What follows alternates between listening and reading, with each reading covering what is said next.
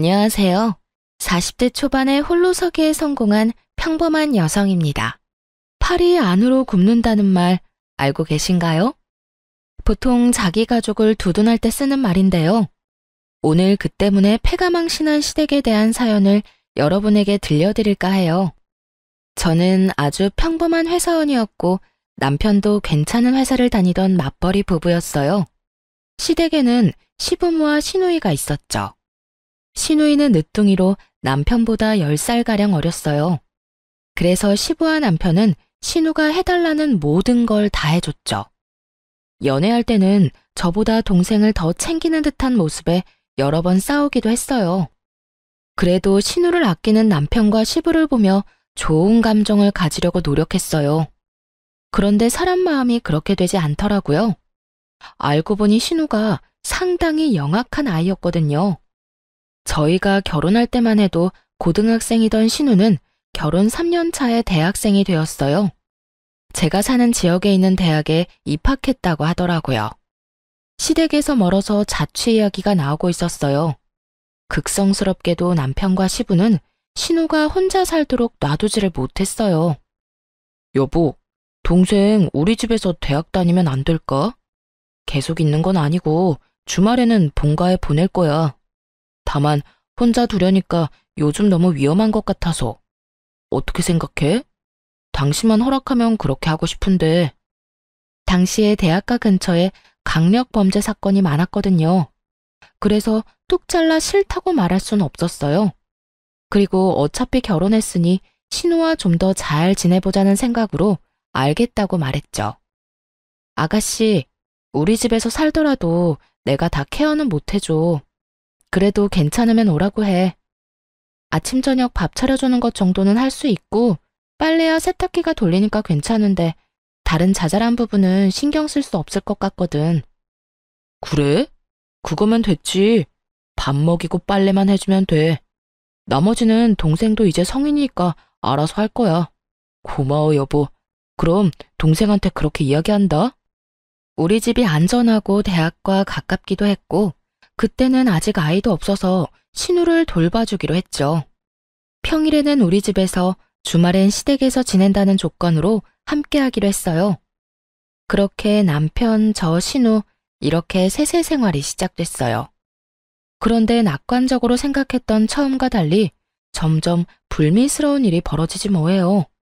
매달 경조사비 명목으로 50만 원씩 뽑아서 안방 화장대 안쪽에 넣어놨었거든요. 그런데 신우가 온 지 2달쯤 지났을 때부터 그 돈이 조금씩 주는 거예요. 처음에는 남편이 가져갔겠지 편하게 생각했어요. 그런데 남편은 가져가면 항상 그 다음날 바로 채워놓거든요. 그리고 돈을 가져가면 가져간다고 이야기를 꼭 해요. 돈이 계속 채워지지 않는 걸 보고 이거 뭔가 문제가 있구나 하는 생각이 들었죠. 꼭 돈만이 문제가 아니었어요. 명품 가방을 딱 하나 가지고 있었는데 특별한 날에만 사용하는 거였거든요. 당연하게도 굉장히 아껴서 들곤 했죠. 근데 친구 결혼식에 가려고 꺼냈더니 스크래치가 나고 오물이 묻어있는 거예요. 그렇게 썼을 리가 없어서 이상하다 싶었는데 웬걸 다음에 쓰려고 봤을 때 더 스크래치가 많아진 거 있죠? 그때 직감했죠. 지금 이 가방을 누가 나 몰래 쓰고 있구나 하고요. 여자 가방을 저 외에 쓸 사람이 이 집에 누가 있겠어요. 그래서 나를 잡고 신우와 남편이 있는 곳에서 말하기로 했어요. 아무래도 신우를 콕 집어서 경고하기는 좀 그래서 남편이 눈치채고 대신 말해주도록 빙빙 말을 돌렸죠. 여보, 화장대에 있는 돈 가져다 썼으면 나중에 꼭 채워 넣어줘. 요즘에 계속 돈이 비더라. 거의 2, 30만 원씩 비던데? 당신 요즘 무슨 문제 있는 건 아니지? 돈이 빈다고? 내가 가져간 거 아닌데? 나는 가져가면 그 다음날에 바로 채워놓잖아. 당신이 착각한 거 아니야? 내가 돈 갖다 놓는데 착각할 일이 없지. 지금 5달째 2, 30만 원씩 계속 비었어. 그러면서 슬쩍 신우를 봤는데 아무 말 못하고 은근슬쩍 자리를 뜨려고 하더군요. 이 와중에 남편 놈은 그게 신우 짓이라는 것을 아예 생각도 못하고 있었고요. 미련하게 왜 생각을 못하는 걸까요? 이 집에는 셋뿐이고 신우 들어오기 전에는 돈이 없어진 적도 없었는데 아니면 그만큼 신우를 믿는 걸까요? 몰래 자리를 뜨려는 신우에게 말했죠. 그리고 아가씨도 오빠한테 가방 하나 사달라고 하세요. 몰래 제 가방 가져가서 쓰지 말고요. 그 말에 신우가 딱 잡아떼더군요. 아니에요. 제가 왜 언니 가방을 가져가요? 증거 있어요? 증거는 차고 넘쳤지만 일단 이야기는 안 했어요. 그것까지 다 말하면 이 관계가 아예 끝날 것 같아서요. 대신 신우에게 말했죠. 제가 모르는 영수증이 가방에서 나왔는데 그게 무슨 뜻이겠어요? 다른 사람이 썼다는 거잖아요. 마땅한 증거가 없다고 생각했는지 신우가 당당하게 대꾸하더군요. 그랬다고 제가 가져갔다고 확신하는 건 뭐예요? 저 의심하고 있는 것 자체가 진짜 열받거든요? 당신 지금 뭐 하는 거야? 왜 애를 잡아? 내 동생이 그랬다는 증거도 없으면서 왜 그런 식으로 말을 해? 증거가 왜 없어? 그럼 누군가가 몰래 가방을 썼는데 네가 썼어? 여기 영수증의 화장품 가게 네가 간 거야? 당신이 예전에 쓴 거겠지. 최근 날짜거든? 당신도 알잖아. 내가 그 가방 특별한 날에만 드는 거. 아님 진짜 네가 가져갔던 거야? 너 바람 피우니? 어떤 여자한테 화장품 사줬는데? 본인이 궁지에 몰리자 남편이 그러더군요. 그래, 얘가 좀 썼다고 쳐. 그래도 훔쳐간 것도 아니고 다시 가져왔잖아. 예쁜 가방 들고 싶어서 애가 좀 쓸 수도 있지. 당신이 가져가지 말라고 한 것도 아니잖아. 지금 그걸 말이라고 해? 남의 물건에 손대는 건 엄연히 나쁜 짓이야. 그리고 당신이 왜 화내는 건데? 앞으로 그러지 말라 하고 끝내면 될 일을 왜 나한테 책임 전가를 하냐고. 그럼 네가 소중히 여기는 시계 내가 멋대로 쓰고 다 부순 다음 가져와도 돼? 그래도 내 탓 안 할 수 있냐고. 말이 되는 소리를 해야지. 이번 일로 절실하게 느꼈어. 더는 아가씨 우리 집에서 지내게 못하겠어. 그러니까 아버님한테 근처에 자취방 하나 잡아달라고 말해. 너 진짜 이기적이다. 차갑고 정도 없어. 어떻게 내 동생을 내보내라는 말을 해? 이 집이 네 집이야? 반은 내 거잖아. 그래. 그리고 나머지 반은 내 거지. 난 문제 일으키는 사람이랑 같이 못 살아. 그러니까 당신이 알아서 해결해. 내가 왜? 내쫓고 싶으면 네가 말해. 남한테 시키지 말고. 이렇게 이야기하면 시댁 가서 이야기 못할 거라고 착각이라도 한 모양이더군요. 그래서 주말에 당장 시댁으로 내려가 시부에게 말했어요. 아버님, 이번에 오셔서 아가씨 자취방 찾아보셔야 할 것 같아요. 저희는 더 이상 아가씨 데리고 있기가 힘들어서요. 갑자기 그게 무슨 말이야? 너희가 봐주기로 했잖아. 밥하고 빨래만 너희 거 하면서 같이 해주면 되는데 그게 뭐가 그렇게 힘들어? 그건 안 힘들어요. 다른 부분이 문제라서 그렇죠. 뭐가 문제인데 그래? 이런 말 드리기 좀 그렇지만 아가씨가 저희 집 물건을 좀 함부로 써요. 제 물건 함부로 가져다 쓰는 건 그렇다 칠게요. 더 큰 문제는 매달 저희가 경조사 비용으로 빼놓은 돈까지 가져간다는 거예요. 아빠, 나는 그런 적 없어. 새언니가 아무 증거도 없으면서 나 모함하는 거야. 네가 돈 다른 데다 두고 착각한 거 아니냐? 얘가 왜 도둑질을 해? 아버지, 이 사람 말 듣지 마세요. 저번부터 동생이 잘못했다고 누명 씌우고 난리예요. 증거도 없으면서. 증거가 왜 없어? 시댁 가족들 다 모인 자리에서 바로 홈캠에 찍힌 영상을 보여줬어요. 거기엔 신우가 제 가방을 들고 나가는 장면, 안방에서 나오면서 돈을 지갑에 갈무리하는 장면까지 싹 다 찍혀 있었어요. 그걸 보자 신우를 도둑으로 몰고 간다며 탓하던 사람들 모두 입을 다물었죠. 그리고 신우는 똥 씹은 표정을 하고 있더군요. 너 당장 그 집에서 나와라. 아빠, 나 잘못한 거 없어. 그거 쓰면 안 되는 건지 몰랐던 거라고. 그리고 돈 가져간 건 용돈이 좀 적어서 그런 거지. 그래서 다음 달부터 알바하려고 생각했어. 진짜야. 시끄러워. 지금 동영상에 네 행동이 다 나왔는데 변명은 무슨 변명이야? 아무 말 하지 말고 오늘 가서 짐 다 챙겨 나와. 시부가 단호하게 신우에게 말했어요. 그렇게 저희 셋은 다시 집으로 향했죠.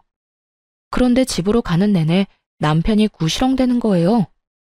당신 진짜 어이없다. 어떻게 애를 상대로 이렇게까지 할 수가 있어? 애가 불쌍하지도 않아? 어떻게 부모님 보는 앞에서 무안을 주고 궁지에 몰아넣을 수가 있냐고. 남편이 편들자 뒤에서 신우가 눈물을 훌쩍훌쩍 짜더군요. 참, 눈물을 흘려야 하는 사람이 누군데 매달 30만 원씩 돈 비어도 5달을 참아주고 아끼는 가방에 흠집이 나도 눈 감아줬더니 말하는 꼴 보세요. 왜 남편한테 저런 이야기를 듣고 있어야 하는지 정말 이해가 안 갔죠. 당신은 내가 잘못했다고 생각하는 거야? 그래서 내가 셋이서 해결 보려고 했잖아. 그런데 시댁에 이야기하라며? 당신이 그래놓고 왜 화가 났는데? 또 다 내 잘못인 거야? 말해봐. 돈 빈 거 채워넣은 것도 나고 아끼던 가방 하나 잃게 생긴 것도 나야. 이 집에서 제일 잃은 게 많은 사람은 난데 왜 화를 내면 안 돼? 그리고 잘못을 했으면 잘못했다고 인정을 해야지. 그럼 깔끔하게 끝날 일이잖아. 그걸 못해서 가족들 앞에서 창피를 당한 게 어디 내 탓인가? 당신이며 시부모님이며 애를 오냐오냐 키우니 이러지. 애가 무슨 짓을 해도 혼 안 날 거라 믿고 저렇게 나쁜 짓을 하잖아. 잘못된 걸 알려주지 않고 두둔만 하는 당신이랑 아버님이 제일 잘못됐다고 봐. 분명히 나중에 문제될 거 뻔한데 당신 가족들만 모르잖아. 당신이 그렇게 잘났어? 남 잘못한 거 콕콕 집어주면서 무안하게 만드는 건 잘하는 일이야? 동생한테 잘 이야기해서 해결할 수도 있는 일을 왜 이렇게 크게 버리는 거야? 그리고 돈은 이제 현금으로 놔두지 마. 돈이 보이니까 애한테 가져가고 싶은 마음이 생기는 거잖아. 넌 불안한 마음도 안 들어? 네 동생한테 그 정도 자제력도 없다는 거야. 눈에 보이는 돈 갖고 싶다고 가져가면 직장에서는 어떨 것 같아? 잘 좀 생각해라. 진짜로 네가 네 동생 앞날 생각하면 따끔하게 야단쳐야 하는 거야. 지금 나한테 이럴 게 아니라. 그저 동생 감싸기에 급급한 남편놈과 저를 째려보는 신우. 답도 없는 두 명 때문에 한숨만 푹푹 쉬어댔어요. 돈 욕심도 많은데 반성은 전혀 하지 않는 신우의 미래가 뻔히 보였으니까요. 가족들이 저 모양이니 고칠 수 있는 기회도 없을 테고요. 신우와 가깝게 지내야겠다는 생각은 버리기로 했어요. 마침 그 생각에 신우가 확신을 주더군요. 집에서 짐을 챙겨 나간 뒤부터 장문의 문자를 보내기 시작했거든요. 언니가 무슨 자격으로 나를 내쫓아요? 거기는 우리 오빠 집이에요. 나는 함정에 당한 거라고요. 왜 카메라를 달아놓고 이야기 안 했어요? 나 골탕 먹이려고 그런 거죠? 그게 있다고 들었으면 그런 식으로 돈 빌려가려고는 안 했을 거예요. 이런 식의 어이없는 말들이었죠. 당연히 그 뒤에는 제 욕도 덧붙여져 있었고요. 새언니라고 부르기도 역겨워서 이제는 아줌마라고 부를게요. 아줌마, 저 아줌마 절대로 용서 못해요. 우리 오빠랑 헤어지도록 만들 거예요. 그리고 이런 식으로 신우 골탕 먹이는 거 아줌마네 엄마도 알아요? 나중에 아줌마도 나처럼 가족들 앞에서 죽을 만큼 부끄럽게 될 줄 알아요. 하긴 아줌마네 가족도 똑같이 뻔뻔하겠지. 안 그래요? 오빠는 왜 이런 사람이랑 결혼했는지 몰라? 2번 다시 내 앞에 얼굴 보이지 마세요. 하나부터 10까지 일방적인 비방만 가득한 문자였습니다. 그리고 자기가 잘못했다는 말은 하나도 없더군요. 답장은 단 한 번도 보낸 적 없어요. 처음에는 허공에 대고 쇼하는 것 같았는지 더 심한 욕설을 보냈는데 다 무시했더니 그 뒤로는 보내지 않더군요. 대신 그 문자와 전화 내용을 고스란히 저장해뒀어요. 언젠가는 쓰일 거라는 생각이 들었거든요. 그렇게 신우와는 사이가 멀어졌어요. 동시에 시부모와도 서먹해졌죠. 그분들은 어른인 제가 신우를 감싸주지 못했다며 탓하고 싶었던 모양이에요. 신우가 잘못했다는 걸 뻔히 알면서도 말이에요. 하지만 실제로 피해를 입은 건 이쪽이니까 뭐라 말은 못하더군요. 쪼잔하게 행동과 표정으로 탐탁치 않아 한다는 걸 보여줄 뿐이었죠. 그리고 신우는 대학 2학년 때 중퇴를 했어요. 본인 말로는 취직이 됐다며 서울로 향했는데 딱히 큰 기대는 하지 않았어요. 잘 다니던 대학을 그만두면서까지 갈 직장이 대체 어디라고요? 남편과 시부만이 좋은 곳에 갔을 거라며 좋아하더군요. 그런데 신우가 직장에 취직한 후 180도로 달라진 모습으로 연락을 해오더군요. 한껏 나를 세우며 얼굴 보이지 말라던 건 까맣게 잊고 말이죠.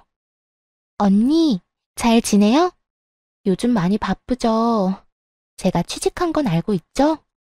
사실은 오빠한테도 곧 말할 건데 투자와 관련된 회사에 취직을 했어요. 그래서 짜투리 돈이라도 있으면 저희 쪽으로 투자하라고 연락한 거예요. 수익 진짜 확실하고요. 가족이니까 더 잘해줄 자신 있어요. 딱 들으니 의심스러운 말투였지만 웃으며 이야기했죠. 아가씨, 그런 돈이 있으면 이렇게 힘들게 살겠어요? 남편도 얼마 전까지 실직 상태였던 건 알죠? 6개월 동안 저 혼자 벌어서 생활하느라 돈이라고는 눈 씻고 봐도 없어요. 그때 빌린 돈 갚느라 힘들고요. 만약 돈이 생기면 직접 아가씨한테 연락할게요. 그렇게 돌려서 거절했어요. 남편이 중간에 갑작스럽게 퇴사를 하고 나오는 바람에 실제로 돈도 없었고요. 그러고도 결국 돈이 모자라 그 뒤치다꺼리를 얼마나 했는데요. 어느 정도였냐면 친정 부모님에게까지 돈을 빌렸었거든요. 결혼할 때 아파트 비용으로 1억 정도 마련해 주시느라 많이 애쓰셨는데 그런 상태에서 2천만 원을 더 빌려서 써서 미안한 마음뿐이었어요. 그래서 최대한 빨리 돌려드릴 생각으로 약 1년간 돈을 모으고 있었죠. 그렇게 신우와의 통화를 끊고 남편에게 말했어요. 당신 혹시라도 아가씨가 투자하라고 하면 절대 하지 마. 알았지? 우리 지금 돈 갚는 것만으로도 버거워. 나중에 당신 돈 더 벌고 나서 목돈 좀 생기면 해주든지. 아무튼 지금은 절대로 먼저 나서서 할 생각 하지 마. 알았어. 내가 애야? 알아서 다 잘할 거니까 걱정 마. 남편은 호기롭게 대답했지만 왠지 모르게 걱정이 되기 시작했어요. 그래도 돈으로 사고 친 적은 없었으니 마음 편히 있었죠. 그런데 며칠 후 시부가 잠깐 시댁에 오라고 하더군요. 할 말이 있다고 말이죠. 무슨 일일까 하면서 갔더니 정말 어이없는 말을 꺼냈어요. 막내가 일하러 서울로 갔는데 자취를 해야 한다고 하네. 전세 보증금 좀 빌려달라는데 우리도 돈이 별로 없어. 너희가 돈 좀 보태주면 안 되겠니? 그냥 달라는 건 아니고 빌려달라는 거야. 두 사람을 데려다 놓고 말하고 있었지만 실상은 저한테 하는 말이었어요. 남편이었다면 말할 것도 없이 무조건 빌려줬을 테니까요. 그래서 딱 잘라 거절했죠. 아버님, 죄송한데 안 될 것 같아요. 결혼 후에 남편이 실직하고 힘들 때 친정에서 돈을 좀 빌렸었거든요. 원래 쓸 곳이 있는 돈이어서 저희가 빨리 돌려드려야 해요. 아니, 꼴랑 6개월 쉬었는데 무슨 돈을 빌려? 너희 돈 모아둔 거 하나도 없었어? 결혼할 때 남편이 대출을 많이 끼는 바람에 대출금이 워낙 많아서요. 사실 제가 버는 것만으로는 생활비도 감당이 안 됐거든요. 게다가 실업급여도 받을 수 없었다고 했고요. 그래서 돈이 하나도 없는 거야? 너희 진짜 이렇게 살아서 어쩌려고 그러냐? 미래 좀 생각하면서 살아야지. 그러게 말이에요. 이런 변수가 있으면 돈 모으기가 어렵잖아요. 그냥 좀 참고 일하든 아니면 다른 직장 알아보고 나오든 해야 했는데 자기 마음에 안 든다고 남편이 무턱대고 나와버렸으니 어쩌겠어요. 게다가 오랫동안 일한 것도 아니고요. 남편은 결혼할 때 퇴사를 하고 그 퇴직금을 결혼 비용으로 사용했었어요. 그 다음 회사에서 3년을 일하다가 자기랑 안 맞는다고 때려치우고 나온 거예요. 그러니 실업급여도 못 받고 퇴직금은 얼마 되지도 않았죠. 그렇게 나와서 6개월간 취직은 못했지 돈은 매달 빠져나가지 혼자 돈을 벌어야 했던 저까지 힘든 상황이었죠. 자기 아들 잘못이니 시부도 더 말을 못하더라고요. 시댁에서 나오면서 남편에게 말했어요. 통장에 모아둔 돈 있지? 그거 나한테 줘. 다음 달 월급이랑 보너스 나오면 2천만 원 만들어서 엄마한테 보내주게. 그 돈 꼭 지금 줘야 해? 어머님이 우리한테 지원해 주신 걸 수도 있잖아. 전화해서 한번 여쭤봐. 그냥 주신 거 아니었냐고. 갑자기 그게 무슨 소리야? 너 설마 그 돈 썼어? 아니, 그게 동생 빌려줬어. 미쳤어? 그 돈을 왜 네가 맘대로 빌려줘? 그럼 어떡해, 동생이 급하다는데. 나라고 그냥 아무 생각 없이 줬겠어? 솔직히 당신도 그냥 말만 그렇게 한 거잖아. 무조건 친정에 갚도록 만들려고. 원래 이런 돈은 그냥 고맙습니다 하고 받아서 쓰는 거야. 그거 우리 부모님 전세 재계약할 때 쓸 자금이거든? 미친놈아. 네가 뭔데 우리 부모님 돈을 멋대로 쓰고 난리야. 이미 빌려줬어. 그건 당신이 알아서 처리해. 그리고 부모 자식끼리 돈 좀 빌려주고 늦게 갚을 수도 있는 거지. 미친놈. 답이 안 나오더라고요. 너무 열받아서 그 다음날 연차 쓰고 집에 와서 뭘 했는 줄 아세요? 남편이 아끼는 물품들 사진 찍어서 중고 어플에 올렸어요. 고가의 시계부터 얼마 전에 직접 구매한 스타일러까지 싹 다요. 그리고 남편에게 어플 캡처를 보내주며 돈 안 갚으면 이것들 진짜 팔겠다고 했죠. 남편이 기겁하고 전화를 하더군요. 당신 미쳤어? 그걸 왜 팔아? 아직 할부도 다 안 끝난 건데. 너는 그럼 내 허락 받고 그 돈 아가씨한테 빌려줬어? 네가 한 짓이랑 똑같은 짓 한 거야. 당장 돈 가져와. 안 그러면 지금 여기 세워져 있는 당신 차도 팔아버릴 테니까. 아니, 동생한테 돈 좀 빌려줄 수도 있지. 다른 데 쓰는 거 아니고 전세 보증금이라잖아. 사람이 왜 이렇게 못났어?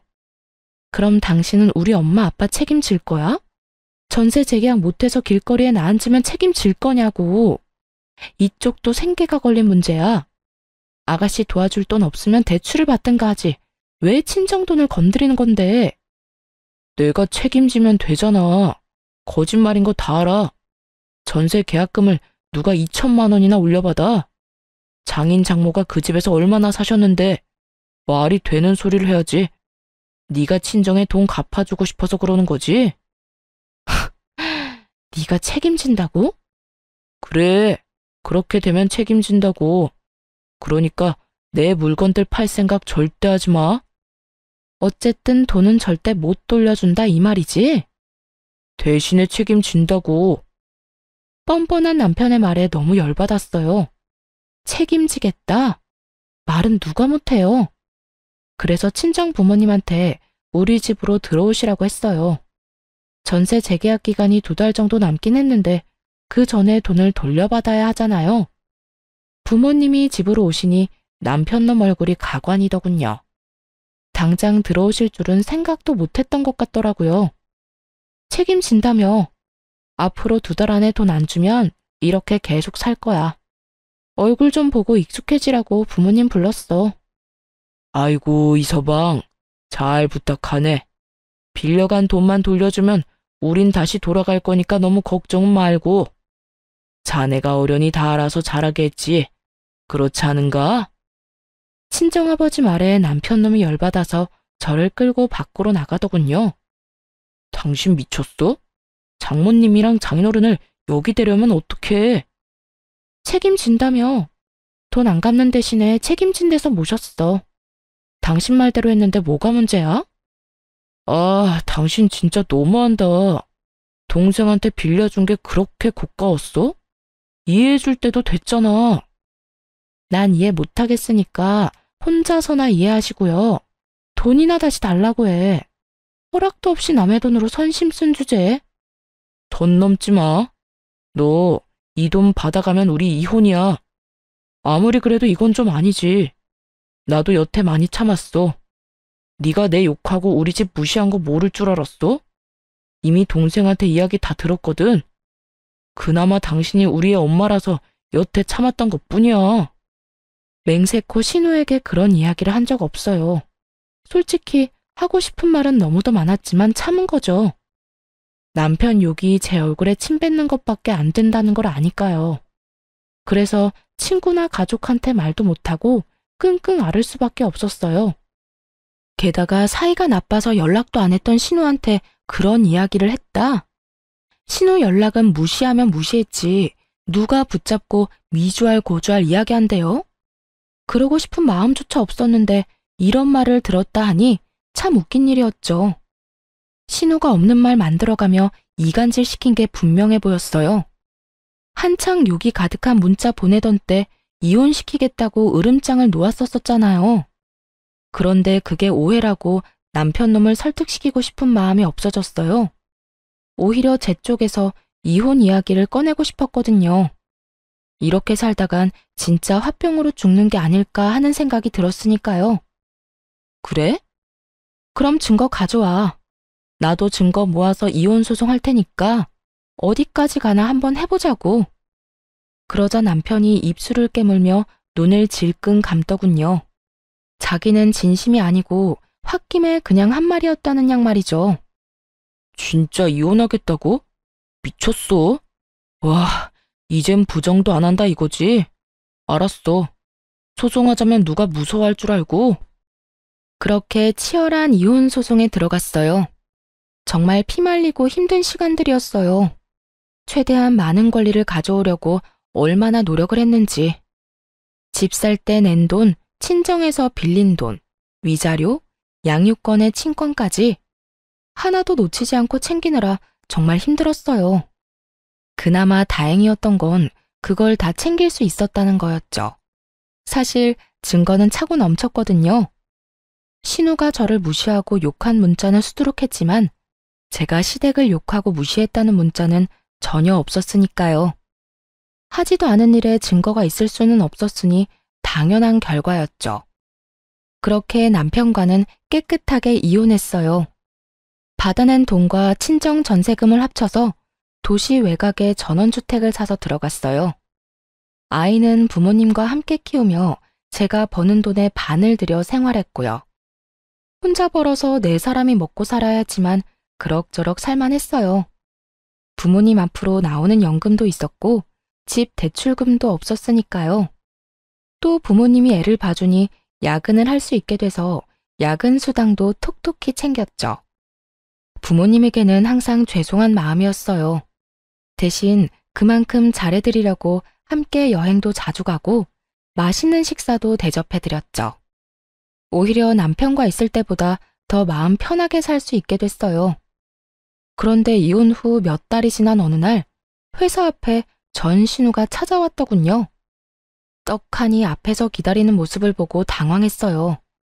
저한테 관심이 없어서 어디에서 일하는지도 모를 줄 알았거든요. 전신우 얼굴 보자마자 전 남편에게 문자를 보냈죠. 우리 회사 앞에 신우 와 있다고 무슨 일로 왔는지 아냐고 말이죠. 솔직히 제 얼굴을 보러 왔다고 생각하지는 않았어요.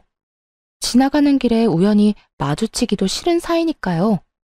그런데 눈이 마주치자 전신우가 다가와 인사를 하더군요.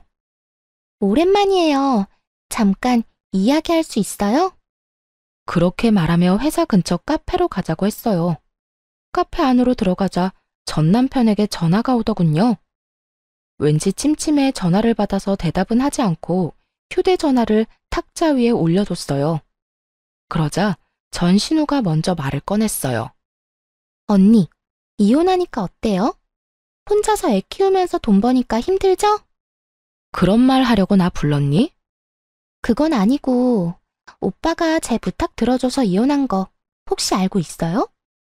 언니도 어지간히 오빠한테 밉보였었나 봐요. 언니가 오빠랑 부모님 욕했다고 몇 마디 하니까 금방 화내면서 넘어오던데.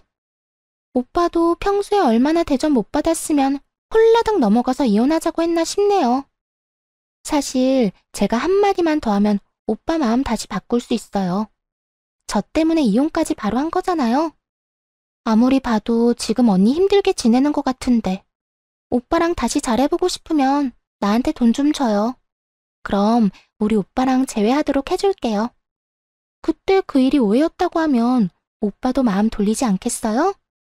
그 이야기 듣는데 헛웃음이 다 나오더군요. 뭐? 오빠랑 다시 살게 해줘? 맞아. 우리가 이혼한 건 너 때문이긴 하지. 근데 네가 한마디 했다고 헤어진 건 아니야. 네가 우리 사이 이간질하는 거짓말했을 때도 이미 알고 있었어. 오해라고 말할 수 있었는데 안 했다고. 이혼은 내가 더 하고 싶었거든. 그리고 내 안에 네 오빠에 대한 마음 같은 건 이제 하나도 없거든. 진짜 새끼 손톱만큼도 남은 게 없어. 나한테 와서 이렇게까지 말할 정도면 너도 어지간히 돈이 급하긴 했구나. 근데 어쩌지?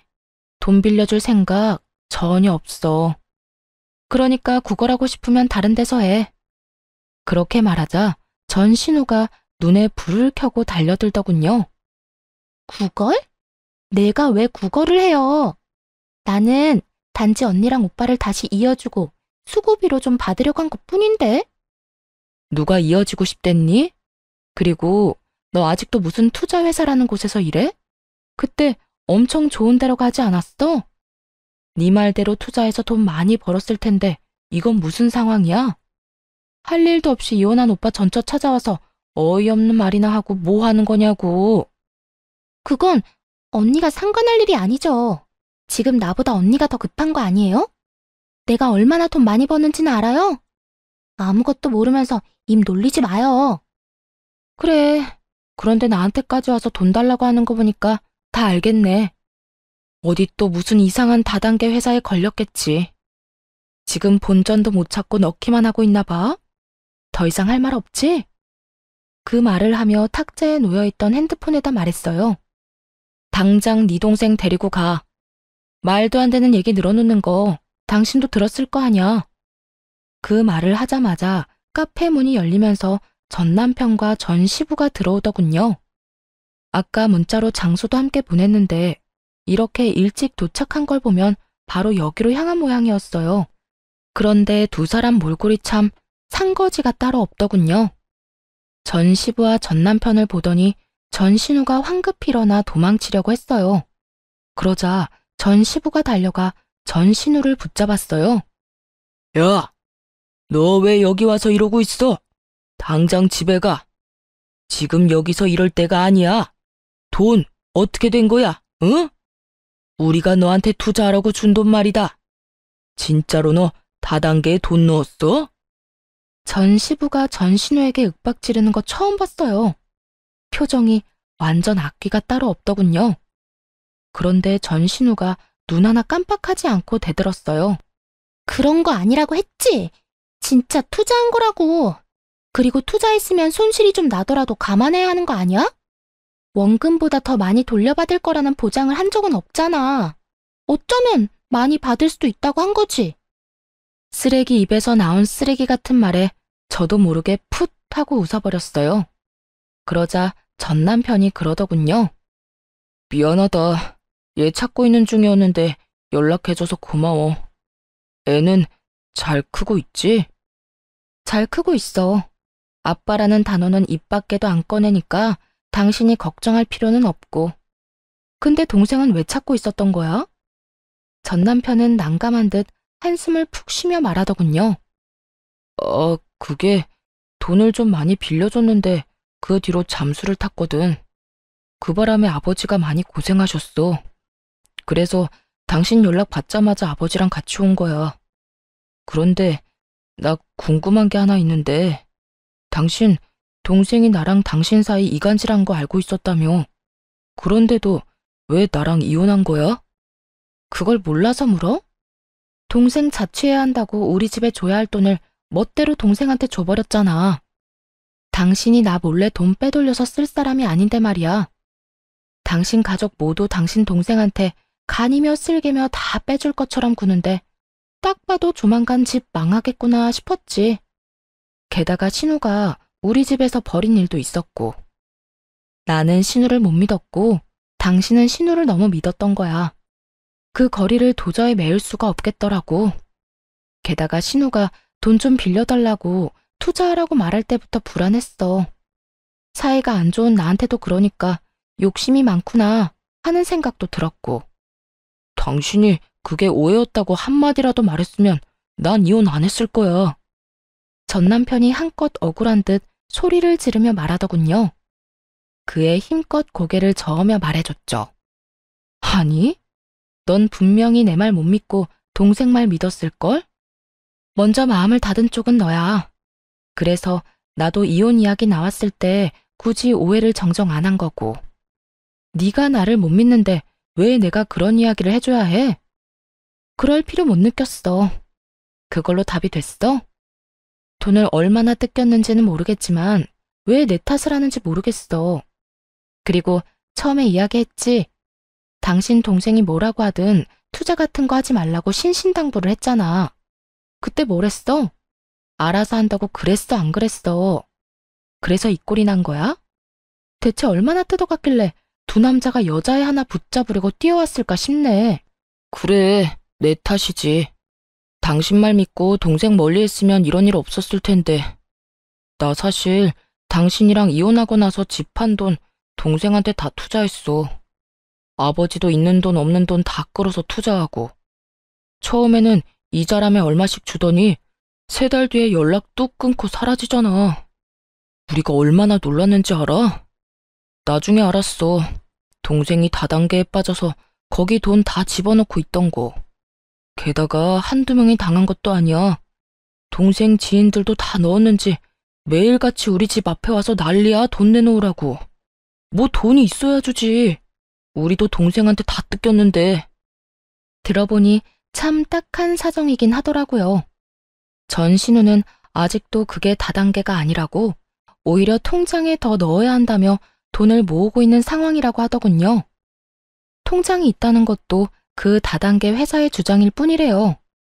수익도 마찬가지로 거기서 주장하는 것일 뿐이랍니다. 어차피 출금이 불가능한 돈이라서 자기 손에는 한 푼도 안 남는다는데 그걸 알고도 모른 척 하는 건지 진짜 모르는 건지 모르겠어요. 집을 풍비박산 내놓고도 정신을 못 차린 것 같았죠. 그렇게 전 시부와 전 남편은 돈만 넣고 있다가 전 신우가 사라지니 깜짝 놀랐겠죠. 혹시라도 돈 떼먹고 도망갈까봐 급히 신우를 찾아다녔던 거라고 하더군요. 뭐 세간살이 팔아서 다단계에 돈 집어넣었다고 하면 이미 볼장 다 본 거죠. 전 남편이 그러더군요. 당신은 다 알면서 혼자만 빠져나간 거였어. 한마디라도 해줬으면.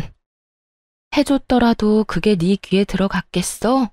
내 욕만 한 바가지 했겠지. 내가 그랬지? 동생이 나쁜 길로 가는 것 같으면 따끔하게 혼내야 한다고.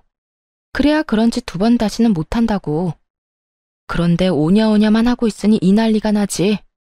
가족, 지인들 돈 빌려서 다단계에 투자하는 게 나쁜 건지 좋은 건지도 모르고.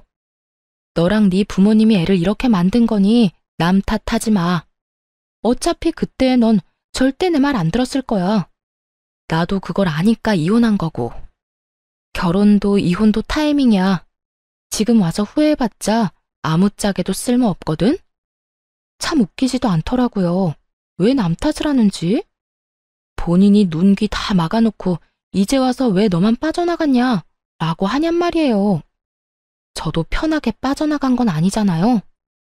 실컷 시댁에서 욕먹고 가진 거라도 지키려고 악착같이 애쓰면서 벗어났는데 엄청 편하게 살다가 이기적으로 혼자서만 빠져나간 것처럼 말하다뇨. 하여튼 가해자들은 절대로 모르는 법이에요. 자기들이 얼마나 잔인했는지, 얼마나 맹목적으로 사람을 괴롭혔는지 말이죠. 그때 전 신우와 전 시부 쪽에서도 엄청 큰 소리가 들려왔습니다. 이거사, 내가 너를 어떻게 키웠는데 이렇게 배신을 해? 그 돈이 어떤 돈인지 알아? 이 아버지가 평생을 바쳐서 모은 돈이야. 그걸 홀라당 다단계에 다 갖다 바치면 어떻게 해? 이제 나한테, 아니, 너한테도 남은 거 없어. 왜 남은 게 없어? 지금 당장 출금 안 되는 것 뿐이라니까. 그리고 이미 넣은 돈으로 이렇게 호들갑 좀 떨지 마. 돈 나오면 준다니까. 그 돈이 언제 나올 줄 알고. 그리고 네가 또 돈을 넣으려니 하는 말 아니냐? 이제 그만해라. 이제라도 다 포기하고 네 인생 살아. 한 달 일하고 월급 받으면서 평범하게 돈 벌어. 너 이런 식으로 하다간 진짜 끝장이야. 그렇게 벌어서 언제 돈을 모아. 힘들게 일해서 푼돈 버는 거 난 못해. 아빠나 오빠나 그렇게 하든지. 쉬운 방법이 있는데 왜 어려운 길로 가? 그리고 나 돈 많다고. 내 계좌에 얼마나 많이 들었는지 보여줄까? 전신우는 절대로 그게 다단계가 아니라고 생각하는 것 같더라고요. 하긴 다단계에 빠진 사람이 쉽게 인정하지는 않겠죠. 사이트 터지고 피해자들이 여기저기 나타나면 그제야 당했다는 걸 알 테니까요. 그 전에는 아무리 주변 사람들이 이야기해줘도 안 믿는데요. 그저 돈 잘 버는 자기를 시기해서 하는 말이라고만 생각한다고 하더라고요. 그렇지만 전신우는 피해자인 동시에 가해자잖아요. 그러니 주변에서 아무리 말해도 듣지 않는 거겠죠. 죽었다 깨어나도 자기가 잘못했다는 걸 인정하고 싶지 않을 테니까요.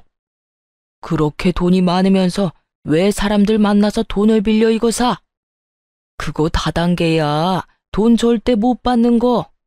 대학까지 가서 공부한 애가 왜 그걸 몰라? 중졸인 네 아빠도 아는 사실을. 너 지금 여기 와서 이럴 상황 아니야. 우리 집에 빚쟁이들이 얼마나 많이 찾아왔는지 알아? 지금 우리더러 돈 내놓으라고 네 가족이니까 책임지라고 아우성이야. 그건 어떻게 할 거야? 아, 몰라. 아빠랑 오빠가 어떻게든 해결해. 이제까지 문제 일으켜도 알아서 다 해결해줬잖아. 이번에도 그렇게 하면 되지. 뭐가 그렇게 큰일인데? 하던 대로 하라고 하던 대로. 그리고 나도 여기 온 거 그 사람들한테 돈 돌려주려고 그런 거야. 언니한테 돈 받아서 메꿔주려고 한 거라고. 근데 오빠는 도대체 뭘 어떻게 했길래 이렇게 정이 뚝 떨어지도록 만든 건데? 언니한테 뭐 여지라도 남겨놨어야 이용을 하든 말든 하지. 우와, 지켜보는데 머리가 다 아프더라고요. 쓰레기도 이런 쓰레기가 없었죠. 민폐갑, 진상대마왕 이런 단어들이 절로 생각날 만큼 전신우의 행동은 민폐와 진상 그 자체였어요. 게다가 제 돈으로 빚쟁이들 돈 메워주려고 했다뇨. 그 빌어먹을 발상은 어디서 나오는 건지, 그리고 전남편과 이간질하려고 그렇게 애썼으면서 도리어 지금은 자기 오빠에게 왜 여지를 남겨두지 않았냐는 소리까지 하더군요. 필터 없이 더러운 생각을 입 밖으로 내는 전신우를 보며 전남편에게 말했죠. 참 잘 키웠다, 잘 키웠어.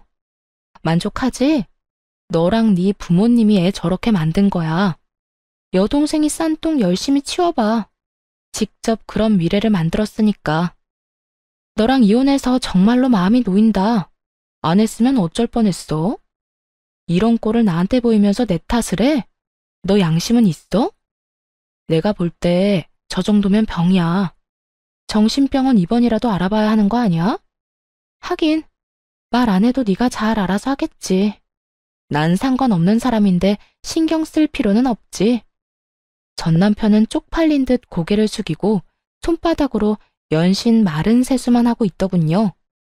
그런 아수라장을 두고 밖으로 나가며 전 남편과 전 신우에게 경고했어요. 이런 식으로 한 번만 더 찾아오면 만나주지 않고 경찰에 신고부터 할 거야. 그러니까 앞으로 연락하지 마. 이런 쓸데없는 데 시간 뺏기고 싶지 않거든. 지지고 볶고 싸우고 싶으면 가족들끼리 알아서 하라고. 그 뒤로 한두 달 뒤에 전 시댁 소식을 대충 듣게 됐어요. 전 신우는 제 말대로 정신병원 상담하고 입원하게 됐다고 하더군요. 본인도 어떻게 할 수 없다는 걸 잘 알고 있었던 것인지, 아니면 빚 독촉하는 사람들에게 돈 갚을 길이 없으니 도망간 것인지 모르겠지만 스스로 입원을 결정했다고 했어요. 남은 피해자들만 억울하게 된 거죠. 그리고 전 남편과 전 시부는 월세 들어 살면서 힘들게 빚 갚고 있다고 들었어요. 전 신우에게 있는 돈 없는 돈 다 퍼준 결과죠. 전 신우는 가족들 생각 안 하고 영혼까지 끌어다 다단계에 넣었던 거고요. 전 시부모는 자식을 제대로 못 키워서 결국 본인들이 일군 모든 걸 잃게 됐어요. 전 남편도 동생이 옆에서 소곤거리니까 확인도 안 하고 이혼했으니 졸지에 돌싱남의 거지남이 되었고요. 이거 보세요. 문제가 생기면 다른 사람들이 어떻게든 책임져주고 오냐오냐 해주는 통에 신우는 다단계라는 위험한 길을 고르는 최악의 선택을 했죠. 잠깐은 좋았겠지만 그 결과는 어땠나요? 결국에는 빚만 잔뜩 지고 사람들에게 쫓기기나 하는 인생이 되었잖아요. 내 가족이 소중한 건 너무나 당연하지만 그럴수록 지켜야 할 성과 예의를 잘 가르치는 게 중요하다고 생각해요. 이렇게 팔이 안으로 굽다가 결국은 패가망신하게 된 사람들도 있잖아요. 옆에서 아무리 말려도 듣지 않는다면 혼자서라도 빠져나오세요. 그게 제일 현명한 방법일 테니까요. 만약 여전히 결혼 생활을 유지하고 있었다면 저런 꼴을 직접 당했겠죠? 상상만으로도 눈앞이 캄캄할 정도예요. 그래서 요즘 아이에게 스스로의 행동에 대해 책임지는 법을 가르쳐주고 있어요. 스스로 책임지지 않으면 불이익과 제재를 받는다는 걸 알려주는 거죠. 엄마가 모든 것을 대신해 줄 수 없다고도 말해주고요. 그래야 최소한 다른 사람에게 피해는 주지 않는 어른으로 자라날 수 있을 테니까요. 글을 쓰다 보니 길어졌네요. 읽어주신 분들 모두 건강하고 행복한 하루 보내세요.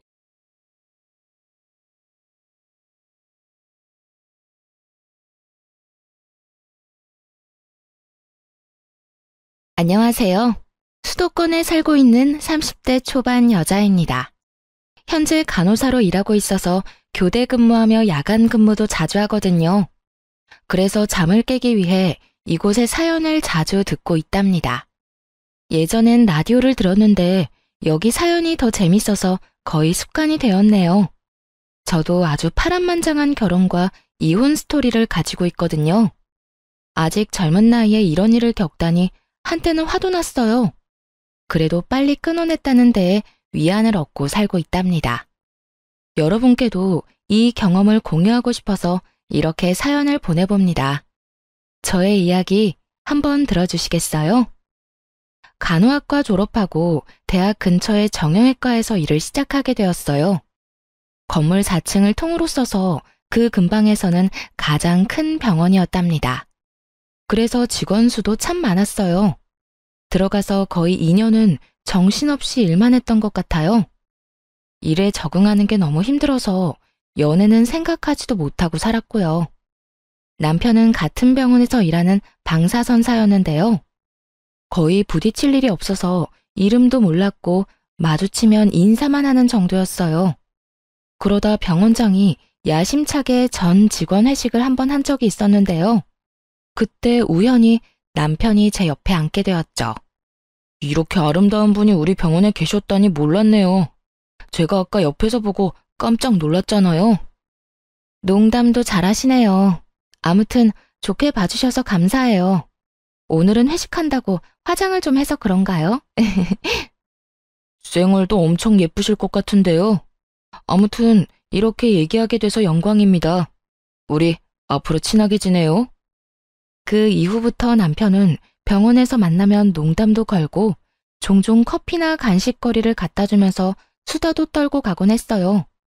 그러다 같이 밖에 나가서 점심도 먹고 꽁냥꽁냥 썸 타는 분위기가 이어졌죠. 딱 해주는 거 보면 다 눈치채잖아요. 나한테 관심이 있구나. 그런 게 아주 팍팍 느껴지더라고요. 사실 남편의 외모는 제 이상형과는 딴판이었어요.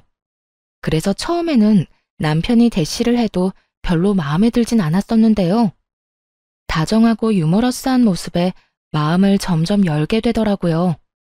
직업이 비슷하다 보니까 의지가 많이 됐어요. 환자들 때문에 속상한 일이 있으면 위로도 이해도 잘해줬죠. 또 간호사가 아무래도 여초 직업이다 보니 직장 동료 때문에도 힘들거든요. 나 오늘 막내 간호사 때문에 진짜 너무 힘들었잖아. 무서워서 뭘 물어보지도 못하겠어. 걔 왜 그래? 우리 자기 힘들게. 다음에 또 그러면 나한테 말해. 내가 바로 찾아가서 혼내줄게. 말뿐이라도 병원 안에 내 편이 있다는 게 힘이 되더라고요. 병원 직원들도 우리 관계를 다 알게 돼서 의도치 않게 공개 연애를 2년을 했네요. 모두들 우리가 결혼할 거라고 생각하는 것 같더라고요. 그러다 보니 자연스럽게 결혼 이야기까지 나오고 서로 어떤 결혼 생활을 원하는지 자주 이야기를 나눴어요. 주변에 내 친구들 보니까 반반 결혼을 많이 하더라고. 내가 보기에도 그렇게 하는 게 합리적이고 좋은 것 같아. 우리 지금까지 서로 모은 게 얼마인지 부모님 재산 그런 거 신경 쓰지 말자. 그냥 생활비 딱 반반씩 내고 부모님 용돈은 각자 해드리는 거 어때? 그럼 집안일도 반반, 혼수며 집이며 다 반반인 거 알지? 물론이지. 집 대출 이자도 반반씩 딱 내고 가전제품 같은 것도 다 반반씩 나눠서 사자. 난 이거 예전부터 말해놔서 우리 부모님은 당연히 그러려니 하실 거야. 어때? 자기 진짜 합리적인 남자 만난 거야. 요즘 세상에 이렇게 부담 안 주는 남자가 어딨냐? 남편은 결혼 시작 전부터 다 반반으로 나누자고 했어요. 그러면서 자기 같은 남자 어디서 만날 수 없다며 엄청 깨어있는 척 하더라고요. 사실 그렇게까지 하는 건 별로 생각해 본 적이 없었는데 다른 친구들한테 물어보니 여자 쪽이 손해볼 건 없다고 하더라고요. 그래서 남편이 원하는 대로 하기로 했어요. 집을 구할 때도 각자 예산은 묻지도 따지지도 않고 딱 5천만 원씩 냈고요. 나머지는 다 남편 이름으로 대출받아서 병원 근처 신축 아파트를 매매했답니다. 명의는 당연히 공동명의로 했죠. 결혼식도 축의금으로 모두 계산했고 신혼여행도 반반 내고 예약해서 갔어요. 근데 돈 쓸 때마다 영수증을 악착같이 모으는 남편의 모습을 보니 좀 쎄하더라고요. 그것도 결혼 생활 중 가장 꿀 떨어진다는 신혼여행에서 말이죠.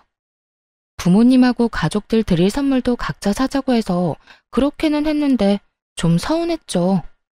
아니나 다를까 여행 잘 갔다 와서는 할 말이 있다더군요. 그러면서 여행 기간 동안 모은 영수증을 쫙 보여주더라고요. 여행 가서 쓴 돈이야. 내가 반씩 나눠서 싹 계산했어. 편하게 오늘 환율로 해서 여기 써진 금액 내 계좌로 보내줘. 근데 자기야, 내가 예쁘다고 해서 산 목걸이랑 선글라스도 반반씩이야? 난 자기가 사라고 해서 선물로 사주는 줄 알았는데. 난 여행 가서 아무것도 안 샀잖아. 나라고 뭐 사고 싶은 거 없었겠어? 그리고 목걸이랑 선글라스가 꼭 필요한 것도 아니었고. 됐다. 물론 자기를 위해서 돈 다 내줄 수는 있어. 그럼 그건 내가 다 내는 걸로 할게. 됐어. 내 물건이니까 그냥 내가 다 낼게. 그럼 됐지? 저딴 소리를 하니까 진짜 기분이 확 상하더라고요. 연애 때는 쓸데없는 것도 잘만 사다 안겨주고 하더니만 어떻게 결혼하니까 무조건 네 건 네 거고 내 건 내 거가 될 수가 있나요? 더 어이가 없는 건 제가 다 낸다고 하니까 말리지도 않고 가만히 있었다는 거예요. 그 모습에 정이 좀 떨어졌네요. 결국 제가 산 물건들은 그 돈을 다 내는 걸로 했죠. 그렇게 신혼여행에서 쓴 돈을 바로 남편 계좌로 보냈습니다. 그리고 이 계좌번호로 매달 월급 받으면 생활비랑 대출이자 넣어줘. 매달 남은 돈은 확인해보고 반씩 나누든지 아니면 다음 달로 넘기자. 그것도 나중에 정하면 될 것 같아. 어때? 진짜 합리적이지? 그래, 자기가 이렇게 칼 같은 사람인 줄 몰랐네. 알았어. 자기가 원하는 대로 한번 잘해볼게. 그렇게 돈을 반반씩 철두철미하게 나누는 사람이니 집안일도 반반씩 딱 잘하는지 한번 지켜보기로 했어요. 그러던 어느 날 신혼여행에서 돌아온 지 2주 정도 지났을 때였습니다.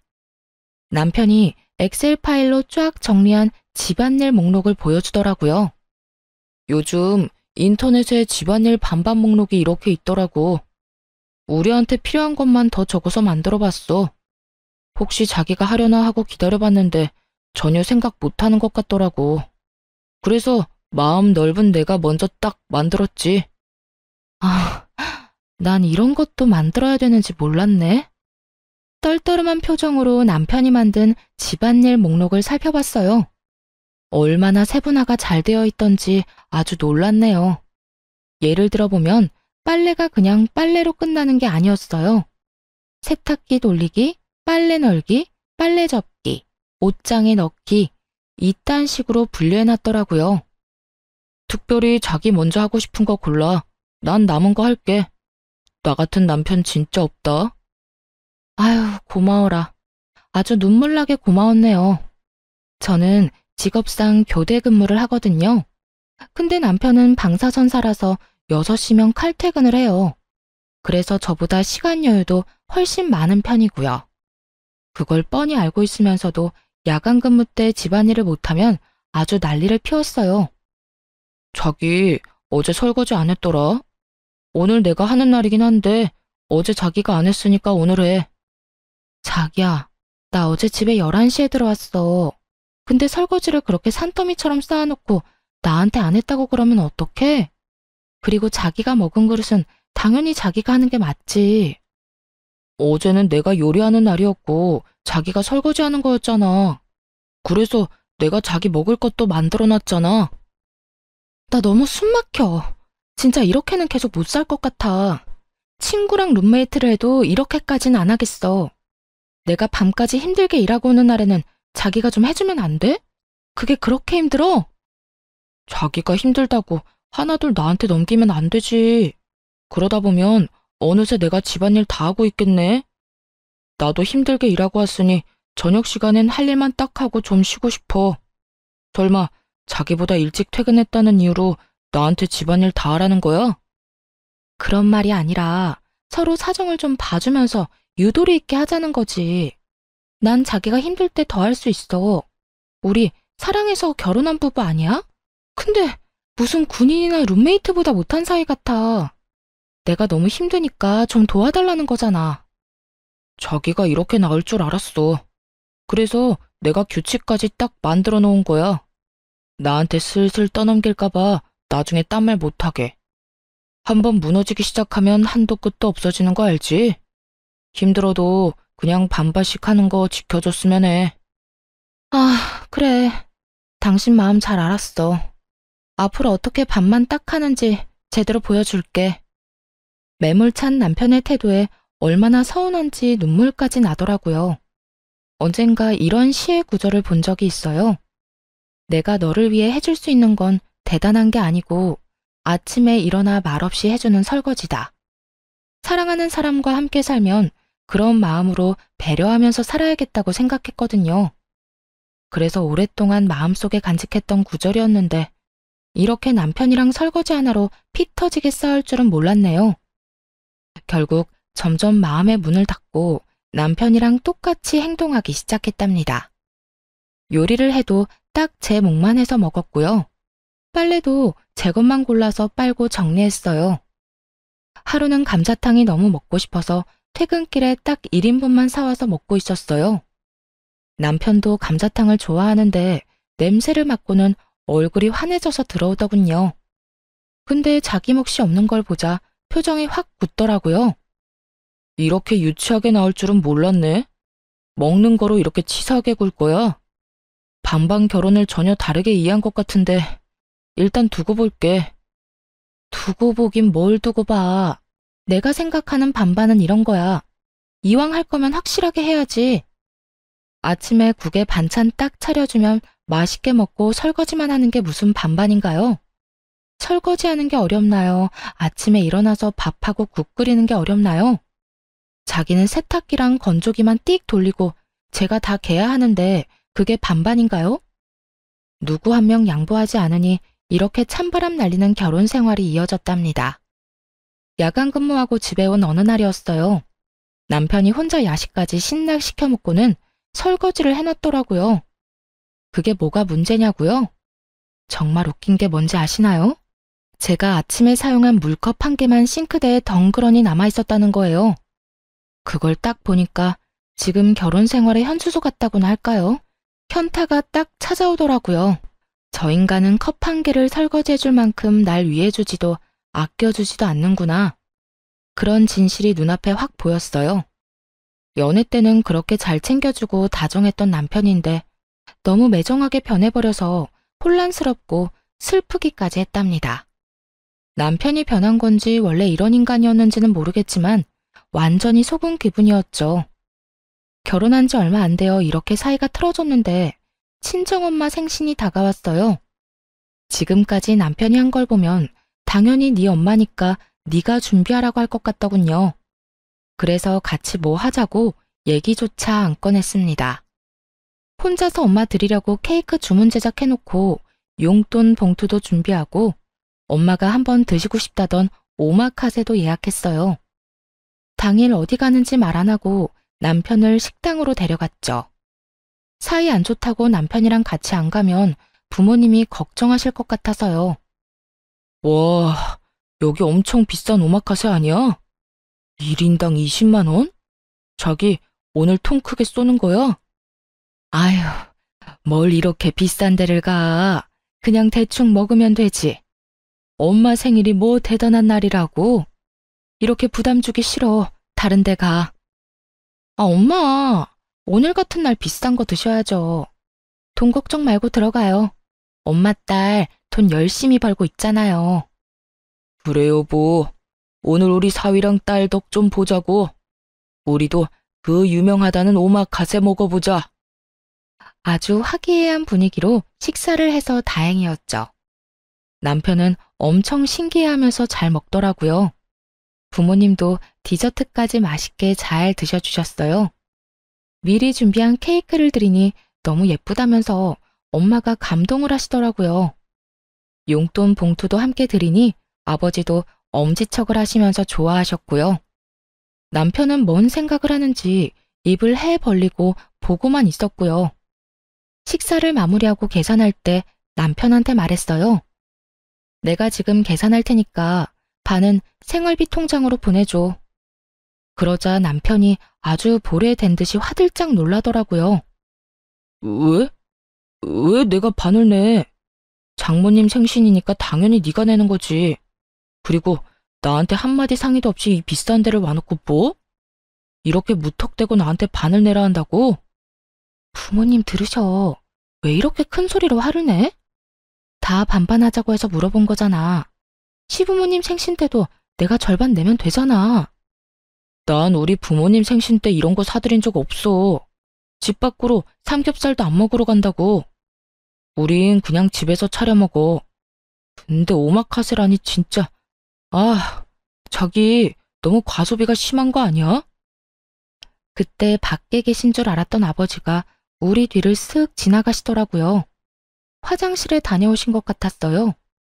얘기를 다 들으셨을 거라 생각하니 너무 민망하고 부끄러워서 얼굴이 벌개졌죠. 너무 열받아서 머리까지 아프더라고요. 그럼 자기가 먹은 건 자기가 계산해.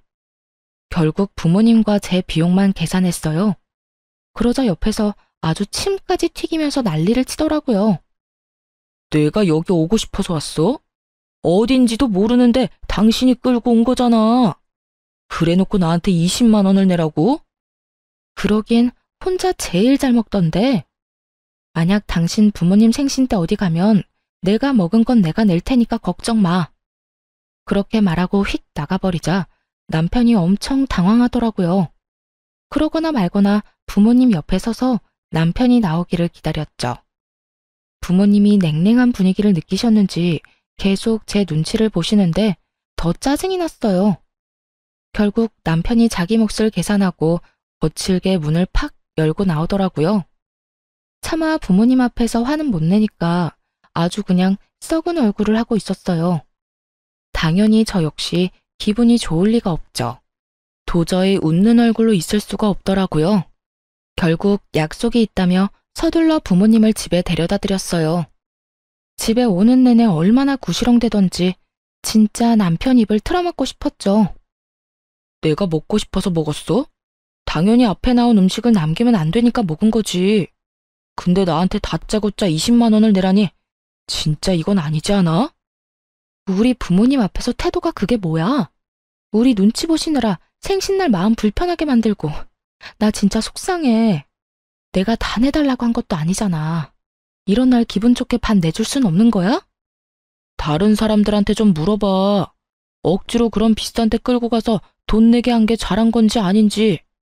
그리고 각자 부모님만 알아서 챙기기로 해놓고 왜 자꾸 규칙을 어겨? 자기 이럴 때마다 나 진짜 짜증난다고. 나야말로 이런 결혼 생활 답답하고 넌더리가 나. 이런 게 반반 결혼인 줄 알았으면 당신이랑 절대 결혼 안 했어. 완전히 속은 기분이라고. 나도 마찬가지야. 이렇게 낭비 심하게 하는 여잔 줄 알았으면 나도 너랑 결혼 안 했다고. 그걸 시작으로 며칠을 아주 박 터지게 싸웠어요. 결혼한 지 6개월도 안 됐는데 집에 들어가기가 싫더라고요. 퇴근했는데도 밖에서 한참 서성이다가 들어간 적도 많아요. 다들 이렇게 사는 건지 아님 내 결혼만 망한 건지 이런 고민 어디에 말하기도 부끄러워서 혼자 벙어리 냉가슴 앓듯 끙끙댔답니다. 엎친 데 덮친 격으로 병원에서도 힘든 일이 이어져서 더 지쳐갔어요. 가장 고참 간호사랑 말다툼을 했는데 그 후로 그 간호사가 못살게 굴었거든요. 케어가 힘든 환자를 일부러 맡기거나 힘든 스케줄만 골라서 일하게 하는 둥 너무 서럽고 힘들게 하더라고요. 한참 선배라서 감히 대들지도 못했죠. 여러분도 뉴스에서 가끔 들어보신 적 있을 거예요. 몇몇 간호사들 사이에 태움 문화라고 감정적으로 진짜 힘들게 하거든요. 신입 간호사 시절에는 이것 때문에 한 달 중 20일은 화장실에서 울었어요. 경력이 쌓이면서 좀 나아졌나 했더니 이 나이에 다시 괴롭힘 당할 줄은 몰랐네요. 요즘 병원에서 너무 힘들어. 나 지금 수간호사랑 사이 안 좋은 거 자기도 알지? 다른 애들까지 다 선동해서 나랑 말도 못하게 하더라. 나 이번 달에 주말마다 출근하는 거 알지? 너무 힘들어서 진짜 우울증 걸릴 것 같아. 당신만 힘든 거 아니야. 나도 말을 안 해서 그렇지 병원에서 엄청 힘들어. 그 정도도 못 견디면 되겠어? 수간호사랑 얼른 풀어. 계속 일해봤자 당신만 손해야. 풀긴 뭘 풀어. 이미 미안하다고 말도 해보고 선물도 줘보고 나도 할 만큼 했어. 근데도 나만 계속 못 살게 군다고. 무릎 꿇고 싹싹 빌기라도 하라는 거야? 아니, 솔직히 수간호사 사람 좋아 보이던데 당신이 어떻게 했으면 그렇게까지 해? 당신 문제라고는 생각 안 해봤어? 이참에 한번 당신 태도를 반성해봐. 나한테 하는 것만 봐도 암튼 보통은 아니지. 같은 데서 일하니까 분위기가 어떤지 뻔히 알면서 모르는 척 저딴 소리나 해대는 남편이 밉기만 했어요. 그리고 설사 제가 잘못한 부분이 있다고 쳐요. 그래도 남편이면 편들어주면서 위로를 해주는 게 맞지 않나요? 그게 부부고 가족 아닌가요? 지금 아내가 일방적으로 왕따를 당하고 있는 건데 남편이 말로라도 좀 위로를 해줬으면 덜 서러웠을 것 같아요. 그렇게 부당한 대우를 받으며 거의 6개월을 버텼답니다. 그 사이에 밥도 잘 안 넘어갈 정도로 심적으로 너무 힘들어서 살이 엄청 빠졌어요. 남편은 제가 마르든지 말든지 여전히 자기 먹을 것만 사와서 혼자 처먹더군요. 결국 견디다 못해 그 병원을 관두고 다른 곳으로 이직을 하기로 결심했어요. 그 계획을 남편한테 말했더니 아주 난리를 치더군요. 당신이 애야? 그런 일로 병원을 관두게? 관두면 또 언제 다른 병원 찾을 건데. 빨리 이직을 해도 한두 달은 걸릴 거 아니야. 이참에 6개월 정도 쉬면서 천천히 좋은 데로 찾아볼게. 나 몸도 마음도 너무 힘들어서 좀 쉬고 싶어. 그리고 당신도 맨날 입만 열면 이렇게 바쁜데 언제 아기 갖냐고 그랬잖아. 여기서 지금 아기 얘기가 왜 나와? 아기는 여유가 돼야 키우는 거지 뭐 거저 키워? 당신이 6개월 쉬면 그동안 생활비며 이자며 다 어떡할 건데? 설마 나한테 다 내라고 하는 건 아니지? 역시나 그놈의 돈 얘기가 나올 줄 알았어요. 하지만 이미 다 생각해둔 게 있었죠. 걱정하지 마. 내가 다달이 내야 하는 생활비랑 이자는 꼭 줄 거니까. 당신이야말로 내가 집에 있는다고 집안일 더 시킬 생각이나 하지 마. 내 걱정은 말고 당신이나 확실히 해. 그것만 잘 지킨다면야 당신이 이직하는 건 반대하지 않을게. 그래도 명심해. 난 외벌이 가장 될 생각은 전혀 없어. 다음 직장 빨리 새로 구하는 게 좋을 거야. 나한테 피해줄 생각은 절대 하지 마. 남편이란 인간이 피해라도 입을까봐 전전긍긍하고 계산하는 꼬락선이라니. 진짜 오만정이 떨어졌답니다.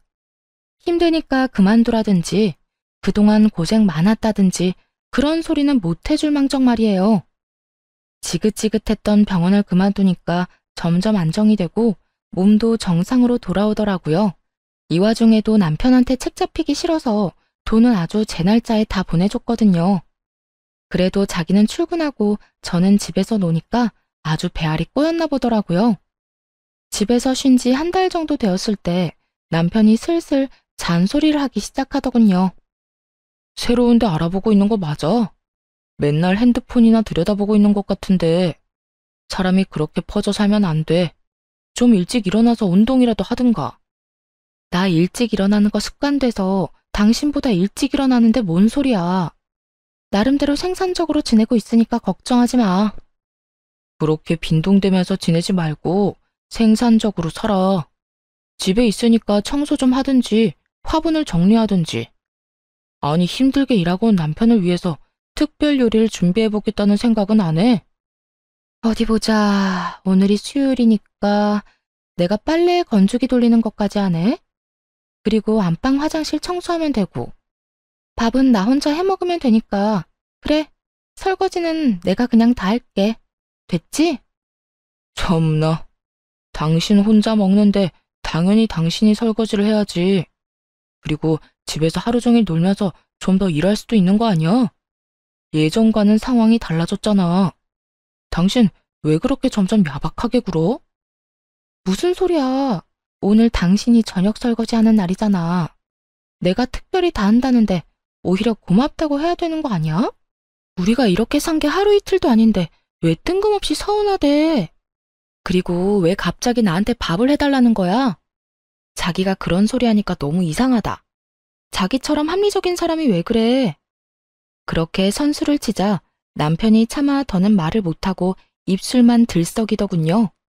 그러다가 휙 째려보고는 출근하더라고요. 그 꼴을 보고 고소하다 싶었죠. 그렇게 한 달 정도 더 지났을까요? 시모의 생신이 코앞으로 다가왔습니다. 뭐 그러거나 말거나 어차피 할 건 아무것도 없으니 상관도 하지 않고 있었어요. 근데 생신까지 일주일 정도 남은 날 시모가 전화를 하더라고요. 집에서 논다면서 어쩜 안부 전화 한 통이 없어. 이번 주 주말에 뭐 어떡할 거니? 네? 이번 주에 왜요? 어디 가시는 거예요? 어머 얘, 민망하게 이런 말까지 해야 되니? 내가 전화하기 전에 네가 알아서 준비하고 말해줘야 되는 거 아니야? 일주일 후에 내 생일인 거 창진이가 말 안 해? 며느리인 네가 집에서 생일상을 차려줄 건지 아니면 나가서 먹을 건지 알려줘야지. 아, 곧 어머니 생신인 거 당연히 알죠. 그건 창진 씨가 다 준비한다고 걱정 말라고 하더라고요. 그래서 저도 어떻게 준비가 돼가는지 모르겠네요. 서프라이즈로 어머님 놀라게 하려고 그러나 봐요. 어머, 그래? 한 번도 지 엄마 생일 챙기지도 않더니 결혼하고 나서 효자 됐나 보네. 알았다. 그럼 창진이한테 물어보마. 남편은 곧 자기 엄마 생신인 줄도 모를걸요. 시모의 전화를 받았는지 남편이 퇴근하고 오면서 씩씩 숨을 쉬며 화를 내더라고요. 당신 우리 엄마한테 내가 생신 준비한다고 그랬어? 왜 그런 말을 해서 엄마 기대하게 만들어? 어머님이 나한테 뭘 준비했냐고 물어보시는데 그럼 뭐라고 대답을 해? 당신 어머니니까 당연히 당신이 준비하는 거잖아. 그래서 사실대로 말씀드렸는데 도대체 뭐가 문제야? 당신은 며느리가 돼서 그렇게 말하면 안 되지. 더군다나 나는 매일 일하고 당신은 지금 놀고 있잖아. 그럼 한가한 사람이 좀 준비하면 되는 거 아니야? 당신은 우리 엄마 생신 때 꽃 한 송이도 안 사드렸잖아. 그러면서 뭐라고 했어? 생신이며 효도는 각자 알아서 챙겨드리자며. 근데 왜 말도 안 되는 소리야? 며느리랑 사위가 같아? 며느리는 며느리만의 도리가 있잖아. 그러니까 당신도 뭐라도 준비를 해야지. 그래, 식당은 내가 다 결제할게. 대신 당신은 장모님께 드렸던 그런 케이크 하나 준비해줘. 그거 예뻐서 우리 엄마도 좋아하시겠더라. 며느리랑 사이가 왜 달라? 그렇게 반반 좋아하면서 갑자기 왜 꼰대 아저씨 같은 말을 하실까? 그 케이크가 그렇게 예뻤으면 당신이 주문해서 드려. 난 당신이 말한 반반 결혼, 각자 효도 꼭 지킬 거니까. 남편은 반박을 전혀 못하더라고요. 여태껏 자기가 벌여놓은 일이 있고 한 말들이 있으니까요. 어떻게 준비하든지 말든지 신경 전혀 안 썼습니다. 그렇게 대망의 토요일이 다가왔답니다. 남편은 그날까지 삐져서는 말도 별로 안 하다가 저녁쯤 시댁에 가자고 하더군요. 뭘 어떻게 하려나 한번 지켜보려고 군말 없이 따라갔어요. 남편이 시부모님을 데리고 간 곳은 그 동네의 돼지갈비집이었죠. 그 앞에 딱 멈추니까 시모가 실망하는 표정을 짓더군요. 아, 난 여기가 그렇게 맛있더라고. 이 동네에서 제일 맛집이잖아요. 그쵸? 결혼하고서도 여기 갈비가 그렇게 먹고 싶더라고요. 오늘 엄마 생신이니까 내가 팍팍 쏠게요. 들어가서 배 터지게 먹자고요. 남편은 자기도 민망한지 괜히 큰 소리를 치면서 식당 안으로 들어갔답니다. 그러고는 돼지갈비 4인분을 시키고 혼자 며칠은 굶은 것처럼 우걱우걱 먹더라고요. 케이크며 선물 같은 건 당연히 없었죠. 남편이랑 제가 빈손인 걸 확인한 시모는 실망한 표정으로 깨작거리기만 했고요. 고기를 흡입하는 남편을 두고 저는 계산하기 좋도록 냉면 하나 시켜서 먹었어요. 아니 새아가, 너는 왜 고기를 안 먹니? 좀 먹어라. 돼지고기 싫어하냐? 아, 전 냉면만 먹으면 돼요. 저 신경 쓰지 마시고 많이 드세요. 아, 괜찮아. 분위기 괜히 이상하게 만들지 말고 그냥 좀 먹어. 오늘은 내가 다 계산할 거야. 아, 얼른. 그게 무슨 말이야? 무슨 일이 있었니? 너희 싸웠어? 아니요, 싸우긴요. 저희 서로 배려하며 각자 할 일 딱딱 하면서 엄청 잘 지내고 있어요. 전 속이 안 좋아서 고기를 잘 못 먹겠네요. 그냥 신경 쓰지 마시고 드세요. 근데 너 친정에도 이러니? 그래도 시어머니 생일인데 어떻게 작은 케이크 하나도 안 들고 올 수가 있어? 아, 그러게. 아무것도 없네요. 창신 씨가 다 준비한다고 손 하나 까딱하지 말라고 했거든요. 오늘 와보고 저도 깜짝 놀랐어요. 아니, 어머님 생신인데 어떻게 케이크도 안 사왔어? 아버님이 혼 좀 내주세요. 이렇게 선수를 치니까 시모가 차마 아들한테는 아무 소리도 못 하더라고요. 남편도 괜히 저만 흘겨보는데 어이가 없었네요. 그러거나 말거나 냉면만 깔끔하게 딱 먹었죠. 그리고 남편이 계산하길래 옆에 가서 냉면 값을 줬어요. 아, 됐어. 내가 낸다고 몇 번을 말해. 나가 있어. 내가 낼 테니까. 아니야, 됐어. 이값 8,000원 내고 나중에 무슨 생색을 내려고 그래? 그냥 내가 낼게. 여기요. 이 냉면값만 계산해 주세요. 시모의 생신날은 그렇게 초라하게 끝이 났죠. 나중에 남편이 시모한테 따로 용돈을 줬는지는 모르겠지만요. 그 다음 달에 드디어 이직에 성공했답니다. 근데 병원이 다른 도시에 있어서 출퇴근하려면 왕복 5시간은 걸렸어요. 하지만 수간호사로 가는 거였고 연봉도 훨씬 높았기에 절대 포기할 수 없었죠. 그 사실을 말하자 남편이 화를 내더라고요. 아니, 애초에 이 동네 근처 병원을 찾았어야지. 다른 도시에서 일자리를 찾으면 어떡해? 어떻게 출퇴근을 하려고. 그냥 여기 근처로 다시 알아봐. 근데 아무리 생각해도 너무 좋은 기회야. 연봉이 거의 2배가 됐고 수간호사로 직급도 높아진다니까. 진짜 미안한데 우선은 내가 그쪽에다가 작은 원룸 얻어서 지내보면 어떨까? 미안하니까 생활비도 10만 원씩 더 낼게. 진짜? 생활비 더 낸다고? 뭐, 연봉이 2배라니까 좀 아깝긴 하네. 자기랑 떨어져서 지내는 건 너무 싫은데 어쩔 수 없지. 그 병원이 별로라 금방 그만둘 수도 있으니까 우선은 한번 해봐. 내가 응원할게. 자기가 이렇게 이해해주다니 진짜 고마워. 내가 토요일마다 꼭 올라올게. 힘든 시기지만 조금만 고생하면 돈 많이 모을 수 있으니까 우리 힘내자. 생활비도 더 내고 돈을 많이 번다고 하니까 역시나 반대는 안 하더라고요. 그렇게 새로운 병원으로 출근을 했어요. 근처에 저만의 작은 아파트도 마련했답니다. 새로운 환경에서 새롭게 일을 하니까 한 달은 정신없이 흘러가더라고요. 원룸에서는 그냥 잠만 자고 토요일에는 집으로 가 남편과 시간을 보냈죠. 일요일 저녁에는 다시 원룸으로 와서 출근 준비를 했고요. 그런 생활이 2달 정도 이어졌습니다. 그 정도 시간이 지나니까 새로운 병원 일에도 적응이 많이 됐어요. 다행히도 새 병원은 전에 다니던 데보다 더 자유롭고 부드러운 분위기였어요. 더군다나 수간호사로 간 거였기 때문에 좀 더 편한 분위기를 만들려고 노력했죠. 전에 다니던 곳처럼 한 사람을 따돌리고 괴롭히는 짓에 넌더리가 났거든요. 알 거 다 아는 다 큰 성인들이 무슨 고등학생 일진도 아니고요. 그러다 보니 다른 간호사들과 직원들이 좋아해주고 점점 따르는 게 보이더라고요. 병원에서 인정받으니 일도 더욱 즐겁고 더 잘해야겠다는 욕심이 생겼답니다. 일이 안정되었으니 이제는 인생도 제대로 돌려놔야겠다는 생각이 들었죠. 그래서 남편한테 전화를 했어요. 미안한데 이번 주 토요일에는 못 갈 것 같아. 갑자기 당직 설 일이 생겼어. 다음 주에 내가 가서 맛있는 거 사줄게. 괜찮아? 그래? 그럼 괜찮지. 주말까지 일하느라 자기가 더 힘들겠다. 나 걱정하지 말고 푹 쉬고 다음 주에 봐. 이해해줘서 고마워.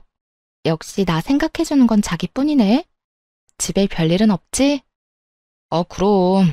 그냥 퇴근하고 와서 잠만 자는데 뭔 일이 있어. 자기가 없어서 너무 심심하고 외롭다. 다음 주에 봐. 아마도 눈치가 빠른 분이시라면 이 다음 일을 이미 알아채셨을 거예요. 맞아요. 토요일 아침에 몰래 남편이 있는 집으로 들이닥쳤답니다. 집으로 들어가자마자 마침 거실에 서 있던 상간녀와 딱 마주쳤어요. 저를 보더니 얼굴이 하얘지더라고요. 이미 다 알고 있었으니 무표정한 얼굴로 들어갔죠.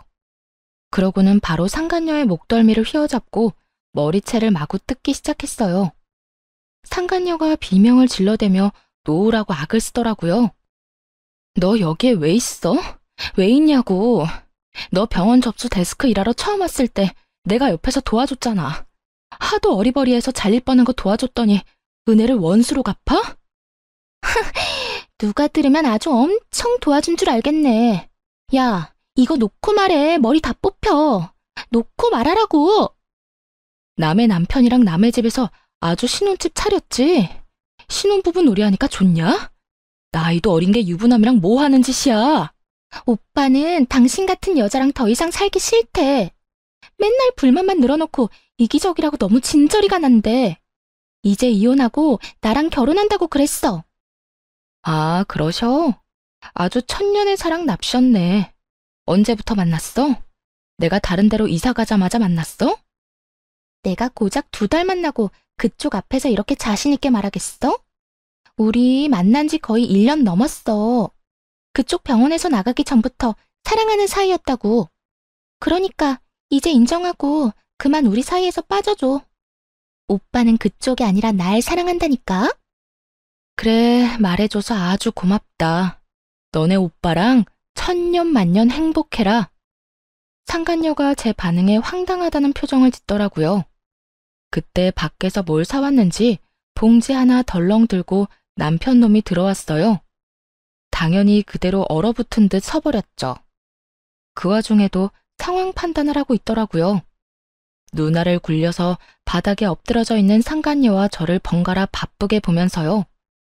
바로 다가가서 남편의 뺨을 수차례 갈겨버렸어요. 남편의 몸이 돌아가다 못해 바닥으로 철퍼덕 쓰러졌죠. 그제야 남편 놈은 얼른 무릎을 꿇고 손을 싹싹 비비면서 빌기 시작하더군요. 여보, 이거 다 오해야. 아니, 내가 죽을 죄를 졌어. 당신이 옆에 없으니까 너무 외롭고 허전하더라고. 근데 제가 자꾸 꼬리를 쳐서 내가 그냥 넘어가 버렸어.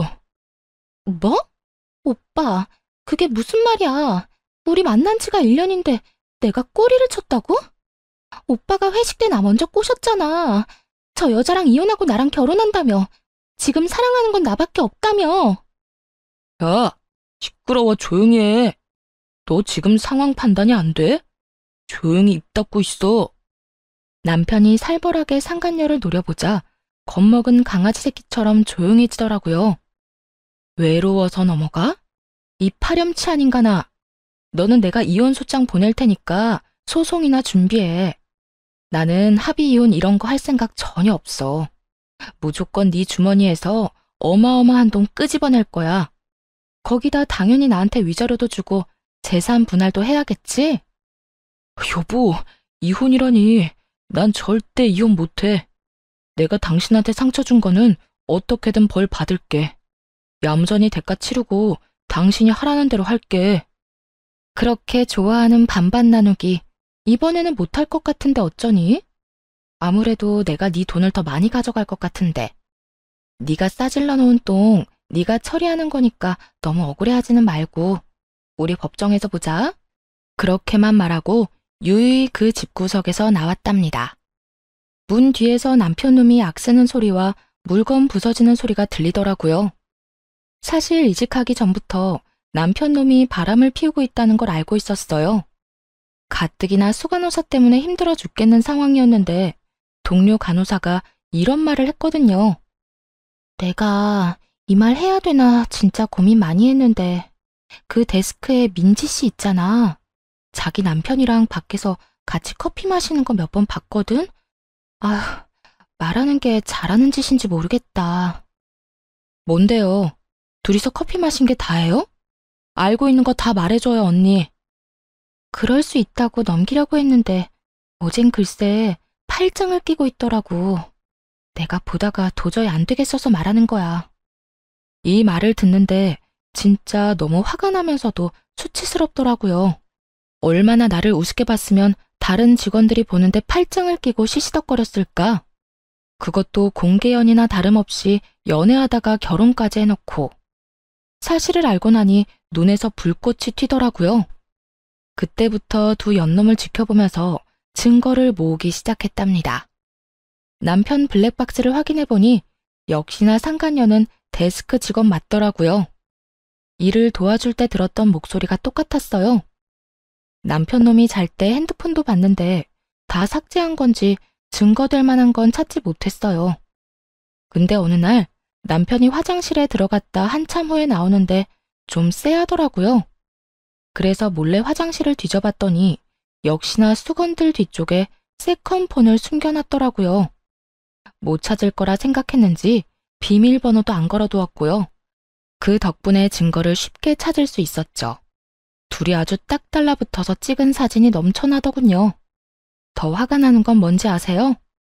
남편이 상간녀와는 풀빌라며 호텔이며 비싼 데는 다 다녔다는 거예요. 저한테는 그렇게 반반씩 하자 노래하며 커피 한 잔 사는 것도 아까워하던 인간이요. 심지어 상간녀 생일엔 명품 지갑까지 사다 바쳤더라고요. 제 생일에는 어땠냐고요? 당연히 케이크 하나 안 사왔죠. 둘이 주고받은 메시지도 아주 가관이었습니다. 오빠, 오늘 호텔 망고빙수 사줘서 너무 고마워. 나 진짜 먹어보고 싶었어. 역시 우리 오빠가 최고야. 우리 애기한테 그 정도도 못 사줘? 애기 친구들이 자랑하면 오빠한테 또 말해. 오빠가 애기 원하는 거 다 사줄 테니까 걱정 마. 너랑 먼저 만났어야 했는데 어쩌다 운명의 장난처럼 결혼한 다음에야 만난 걸까? 진짜 하늘이 원망스럽다. 오빠, 난 기다릴 수 있어. 우리 사랑만 흔들리지 않으면 다 이겨낼 거야. 그 아줌마 빨리 병원에서 좀 나갔으면 좋겠어. 내가 수간호사한테 오늘도 이간질 좀 했거든? 효과가 빨리 나타나야 될 텐데. 전에 병원에서 그렇게 힘들었는데 그 원인이 바로 상간녀의 이간질이었어요. 아무것도 모르는 착한 얼굴을 하고선 수간호사와 저를 이간질했던 거예요. 진짜 이 사실을 알고 바로 상간녀 머리채 잡으러 달려갈 뻔했네요. 하지만 더 큰 복수를 위해 우선 참을인자를 가슴에 새기면서 때를 기다렸던 거죠. 그 후 일부러 다른 도시로만 병원을 알아봤고 좋은 조건으로 이직한 거예요. 그리고 제 명의로 소형 아파트도 매입했고요. 대출을 좀 받았지만 이혼하면 목돈이 들어올 거니까 상관없었죠. 그렇게 계획대로 주말 부부가 되어 남편에게 판을 깔아줬고 토요일마다 집에 와서 달라진 게 있는지 꼼꼼하게 살펴봤어요. 제가 평일 동안 집에 없으니 당연히 상간녀가 이 집에서 거의 살다시피 했겠죠. 근데 진짜 웃긴 게 뭔지 아시나요? 상간녀도 자기 존재를 너무 티내고 싶었나 보더라고요. 굳이 흔적으로 찾으려고 하지 않아도 여기저기 살펴보면 가관이었어요.